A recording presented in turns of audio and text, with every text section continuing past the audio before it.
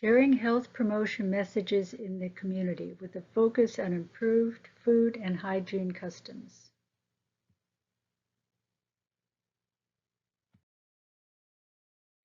Ending child hunger is everyone's business. Combating malnutrition in the community requires not just detection of cases, classification of severity, systematic recording of findings, sharing results with family and community members, organizing for improved nutritional rehab in the community, but also teaching improved food, feeding, and hygiene customs.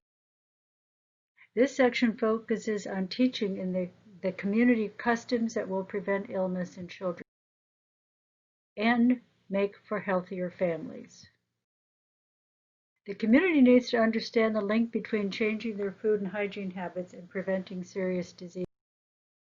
The steps to learning. People learn best by thinking through a problem, becoming emotionally involved, and practicing.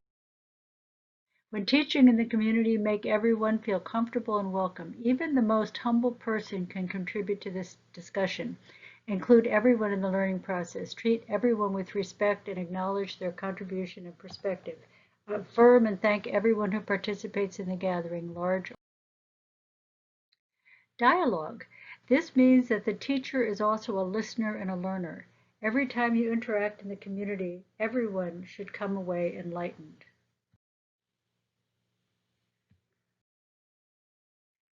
Since food customs are passed from generation to generation, it will be important to include all of the generations in the discussion of improving child feeding customs. Old habits are not quickly changed until people understand the problems and help to discover solutions. And some old food customs should be treasured and continued, as they have enabled the population to survive in harsh environments for millennia. Present and repeat basic concepts, then build on them. Ask for repetition of key facts. Ask for repetitive demonstration of basic skills. For example, how to spoon feed a baby, how to keep water clean. Adults need facts to have power to prevent serious diseases. Do they know that the main reason that children die is because of contaminated food and water? Do they know that the nutrients that children need can be obtained from locally available foods? Do they know that food is more important than medicine for children's health? Do they understand the reason for food fortification? Teaching for change. Present the problems, give accurate facts, engage in discussion with the goal to finding solutions with the community members. There is so much to learn. Be systematic. Keep records of what you've discussed in each community. Remember that people learn 20% of what they hear, so speak clearly. 40% of what they hear and see, so use visual aids. 80% of what they hear, see, and do. Practice the skills you talk about. And speak with authority. Learn the basic information, teach the rules that must be followed to protect life and health, and support the rules with convincing information.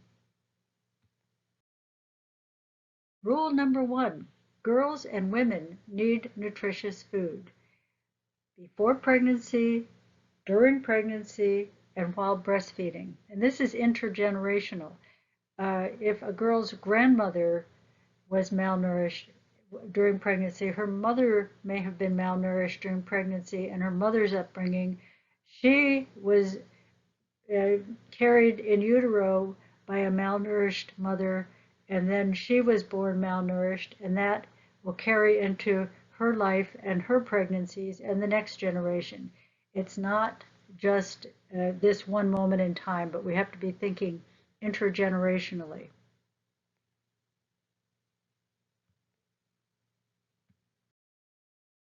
Food taboos kill women and children.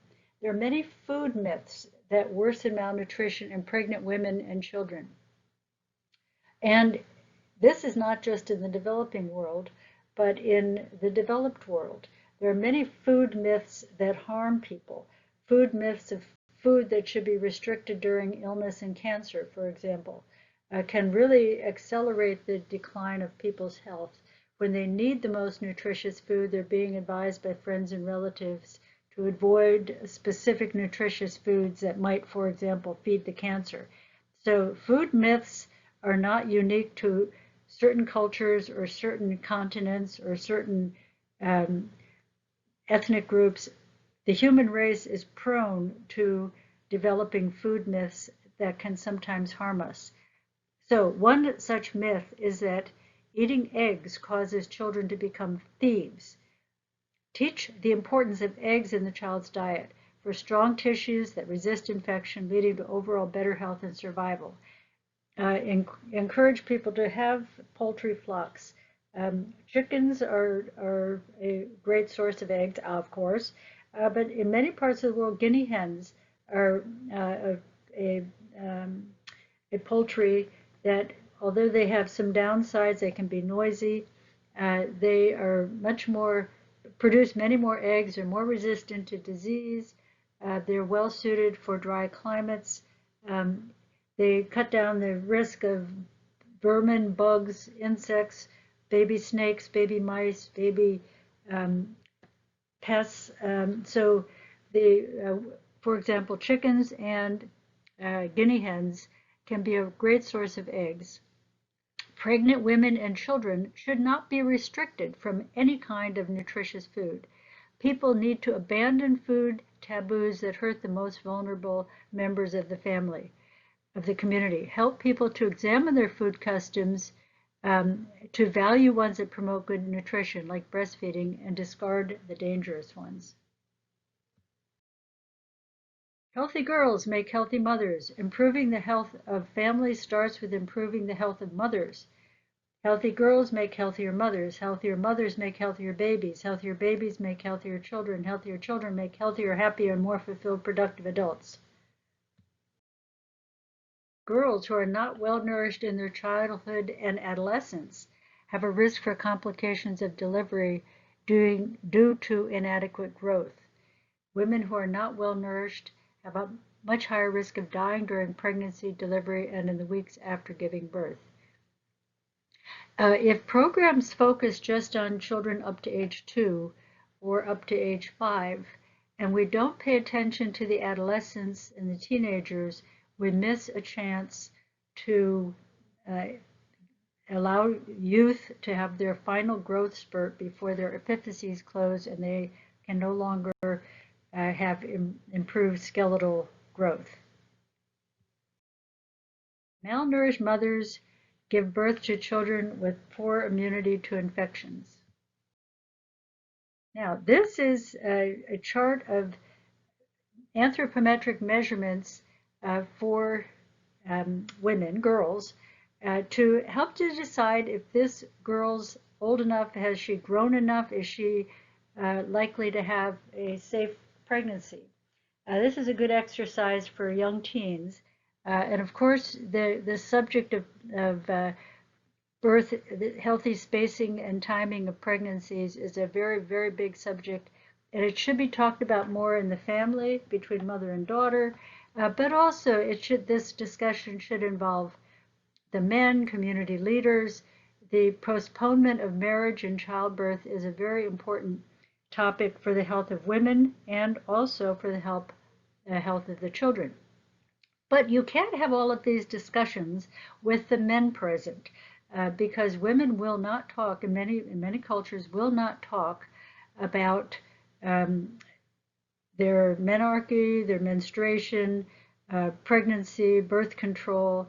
They just will not discuss these things in front of men. So this discussion and this evaluation of the anthropometrics of the girls and women is something that should happen with no men present.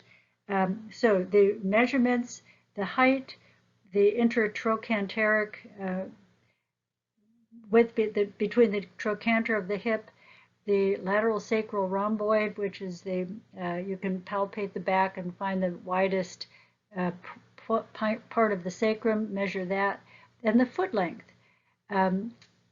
They also then moving on down, for healthy pregnancies, the mid-upper arm circumference and the BMI before pregnancy, and the level of anemia. So those are things that can be measured in the girls and women to look for indicators of mortality, maternal mortality in childbearing years.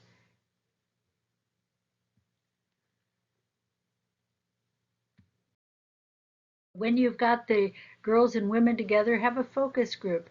Discuss the topics, safe motherhood, child health, mother's health, tell stories. How are people learning? Share your experiences. Where are you going to deliver? Who's going to be with you? How do you plan transportation, housing, childcare?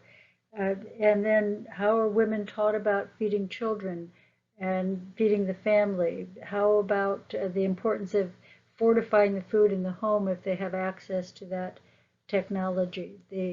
How to assess the risk for pregnancy complications in young girls, and messages to share that should go out to the whole community, including the males. Males have, of course, a big stake in the health of the family. Everyone wants healthy babies. But when talking about sexuality and reproduction, in most cases it's wise for the young teens to separate the boys and the girls, and also make sure that the men learn all of these aspects of women's health and men's health, learn how to take care of their own health, and work toward achieving a healthy family. And then the questions to propose to the focus group on safe motherhood are, when should we start thinking about healthy diet for the girl, getting the first period, who's teaching the boys, measurements, how to decide where to have children, who's with the woman, what's taboo in pregnancy, are there customs that surround pregnancy and childbirth that are helpful and comforting, or is there folklore, are there dangerous customs, is there a lot of fear regarding if a woman doesn't do things right, she'll bring on curses or evil forces that could harm her and the mother, her and the child, and are there new options or treatments that help the mother and child? What of the old customs should people hold on to, and what of the new customs and medical breakthroughs should they embrace? Number 2, exclusive breastfeeding for 6 months. Give no other food except breast milk, nothing for the first 6 months of life. Breaking this rule puts your child at risk. In some cultures, the woman is separated from the baby for 4 days while she pumps the colostrum and discards it. And the aunties and the grandmothers and the sisters take the baby and feed it sugar water, which is, of course, made in many cases with water that is not pure, not safe. So the baby starts out their first few days in life being exposed not to the wholesome first milk, the colostrum that the mother is producing, that is full of antibodies and nutrients and gets the baby off to a good start. That child is deprived of that and fed polluted sugar water. That's a bad custom.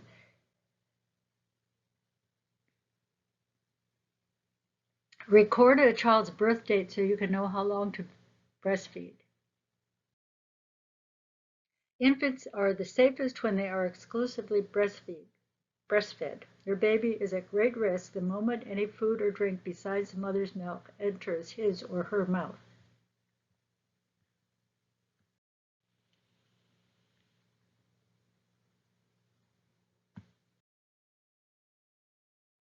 Breast milk is the perfect food. It's clean, convenient, and free. If mother offers breast often, milk supply will increase. If baby takes other food or drink, for example, sugar water, before 6 months, the risk of sickness and death is high. The first milk, colostrum, protects baby from infections, so baby should nurse immediately at birth. The bonding starts immediately. The moment the baby is born, put the baby to the breast within a few seconds. Well-fed mothers make better breast milk. And by the way, the nursing helps to constrict the uterus and cuts down the risk of postpartum hemorrhage.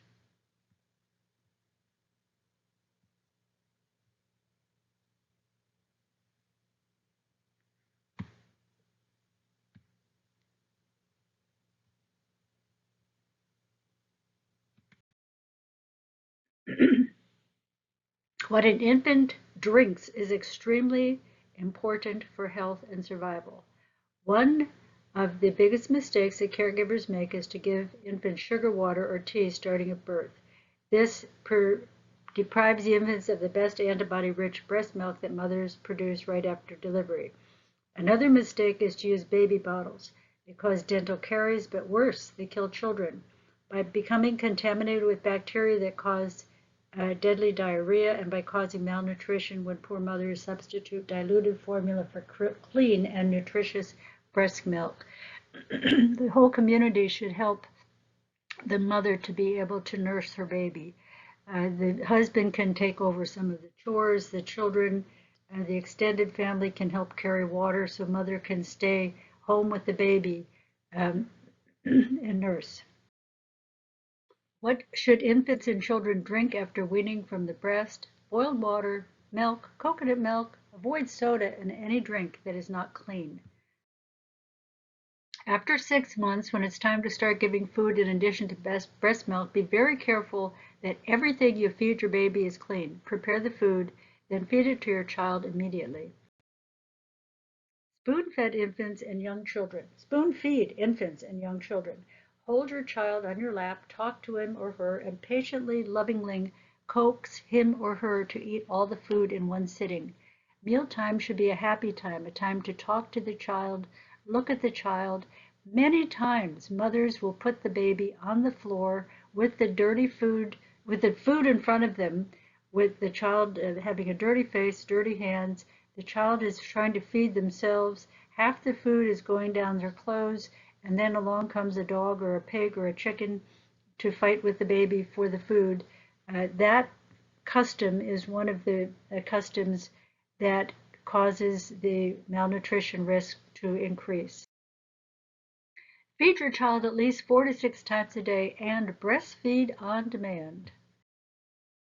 Infants over 6 months and children Give infants over 6 months and children sips of cooled boiled water from a cup between mouthfuls or breastfeed.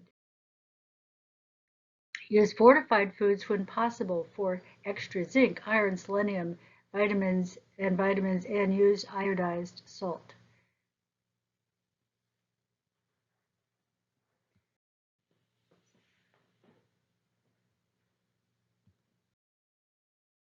Sun exposure, 20 minutes per day, allows baby skin to make vitamin D for healthy bones and a stronger immune system. Very often, when children are sick, the custom is to keep them inside, indoors, and not bring them out. So that they don't get vitamin D. But also in the hot, dry desert areas, you would think that children would have lots of sun exposure. But when there's a lot of dust in the atmosphere, the sun's rays don't get through to the children. And also, in many situations, people are taught to keep the baby wrapped even in hot weather, so the skin is not exposed to the sun. So there's many reasons why there's vitamin D deficiency and rickets still being seen in places around the world that should have enough sunshine, but also don't have fortified foods. When mothers wean children to starchy weaning foods, they often become malnourished and sick. Rather than try to suddenly wean a child and go to starchy weaning food, it would be better to wean slowly. And for many mothers, it would be good to skip weaning foods entirely and go directly to feeding the child mashed foods from the family's meals. The idea of making a baby gruel, a thin, watery gruel that the baby is switched over to for perhaps a year or more, while the rest of the family is eating nutritious food, the baby is on a very lean diet of watery gruel. This contributes to malnutrition. So skip that, go right to the food, start mashing the food on the table. Start with easily digested foods, and every few days add something new such as mashed fruits, vegetables, greens, eggs, meats, and fats. Growing babies' brains are mostly fat, so if you want a smart child, add at least a teaspoon of red palm oil to each feeding. Don't sell food such as eggs and vegetables until everyone, especially the children in the family, are well fed. At least one egg per day after 6 months will help children to grow and heal from illnesses. Eggs are an excellent weaning food and therapeutic for malnourished women and children. Eggs are rich in protein, energy, vitamins, and minerals. Remember that out of one egg comes a perfect little chick with a perfectly formed body. They're readily available in the villages and often sold when children should be eating them. One boiled egg mashed and mixed with 2 teaspoons of red palm oil should be spoon-fed to a child 1 to 3 times daily. For malnourished children, give an egg 2 to 3 times per day, in addition to the other food that the child is consuming. Uh, the egg is a ready-to-use therapeutic food, often called RUTF. Um, if powdered vitamin and mineral formula is available for home food fortification, sprinkle on the egg or whatever the child's first meal of the day is, according to the child's age and or the level of malnutrition. Follow the directions. Educate families that eggs are to be given most liberally to pregnant women, weaning infants, and young children. Eating eggs will not cause a child to become a thief. This piece of folklore is an example of a food taboo that contributes to malnutrition in the community.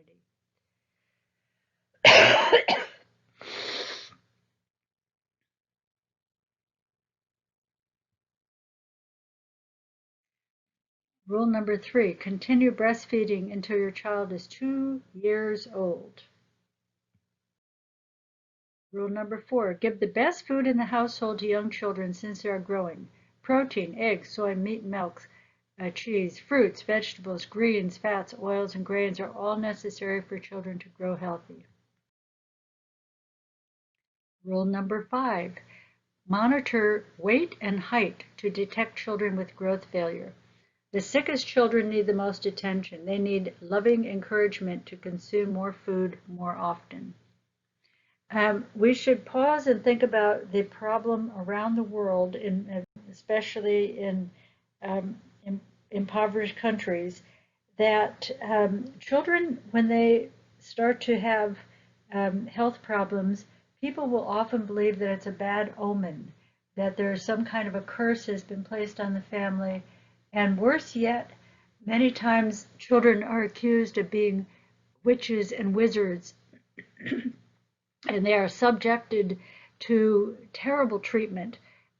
Sometimes they're killed, they're euthanized, because somebody is convinced that this child is going to bring a curse on the whole community and they need to be gotten rid of. This is a horrible problem in many countries.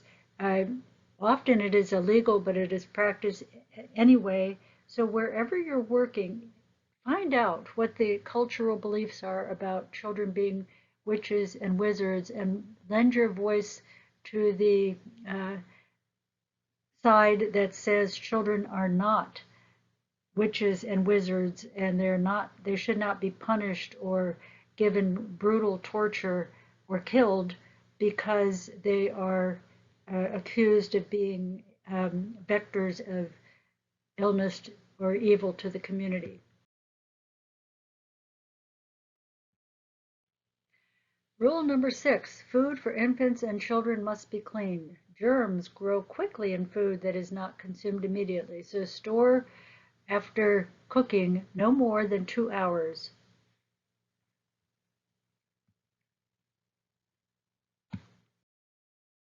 Invisible bacteria and parasite eggs from human or animal waste contaminates the homes. People's hands carry this bacteria to food unless they wash their hands. Bacteria grows in food and causes diseases like diarrhea.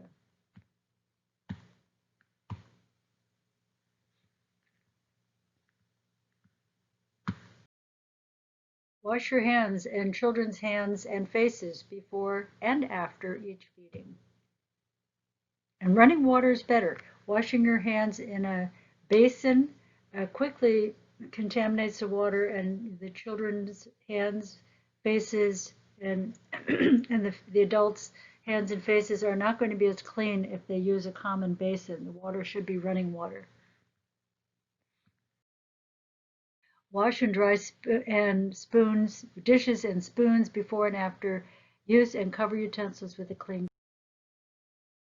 Rule number 7, treat vomiting, diarrhea, and dehydration early with oral rehydration therapy and zinc. Now, there are many different kinds of oral rehydration therapy. Usually, when available through the Ministry of Health or in the pharmacy, will come in a little envelope that has salts and sugar in it. This would be either oral rehydration. It is called different names in different communities, Litrosol in many of the Spanish-speaking countries. If this is not available, you can take 8 level teaspoons of sugar and half a teaspoon of salt, put that into a liter of boiled water. A liter, if you don't have a liter measurement, you can measure out 4 teacups, if that's the best you can do. Many times there's not a teaspoon available to measure with, so you can use a beverage cap of the size it would be with a 2-liter bottle as a 1 teaspoon measure and give about half of that. It's better to err on the side of going light with the sodium. If you don't have sugar, you can use dry cereal, but then you use a heaping teaspoon, 8 heaping teaspoons, and the same modest amount of salt. Give sips constantly until the child is better. Zinc tablets have been life-saving in both pneumonia and diarrhea. Also, Mama has a formula for zinc-enriched dentifrice that can be life-saving. And here's the recipe for the oral rehydration drink that you can make at home. And rule number 8 is keep children's mouths clean. You can use the Mama zinc-enriched dentifrice or homemade mixer of iodized salt and baking soda or toothpaste, fluorinated toothpaste if the water lacks fluoride. Teach children to clean their teeth with a chewing stick or a toothbrush. It is customary in many parts of the world for people to take a stick from a tree, chew the end of it, and use it as a brush to clean their teeth. It's a disposable toothbrush. Rule number 9, water must be boiled and stored covered to prevent contamination in the home. Now, boiling the water is great, but then the person who's doing that has to find firewood.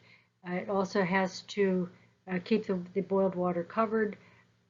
But if the community has a custom of boiling water, boiled water is a good source of drinking water. Also, there is our program has a water purification system designed for home use.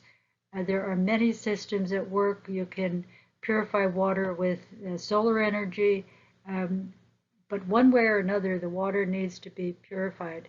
And we're recommending chlorinating it, even if you filter it, chlorinate it, because of the risk of viruses being passed in the drinking water, especially if people are getting their water from a source that is contaminated by human waste. That can cause spread of viruses like polio, norovirus, rotavirus, SARS, flu, etc., hepatitis A. So that is a serious risk. Purify the water. And number 10, keep the community water sources free of contamination. Don't let animals wander into a pond that people are drinking from. Have the animal water source and the human water source separated. And don't allow human waste to flow into the communal. Rule number 11, do not allow animals in areas where children sit or play or sleep.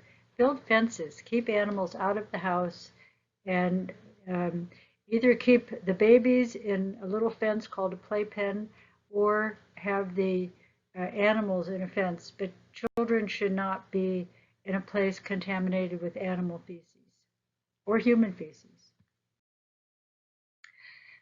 Number 12, dispose properly of all human waste to stop the spread of diseases.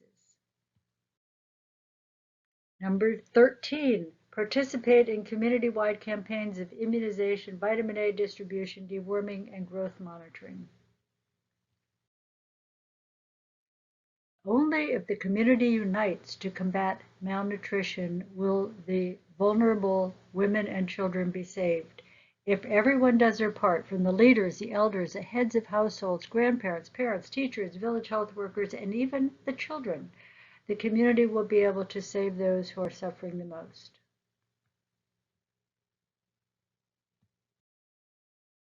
Be vigilant to prevent malnutrition.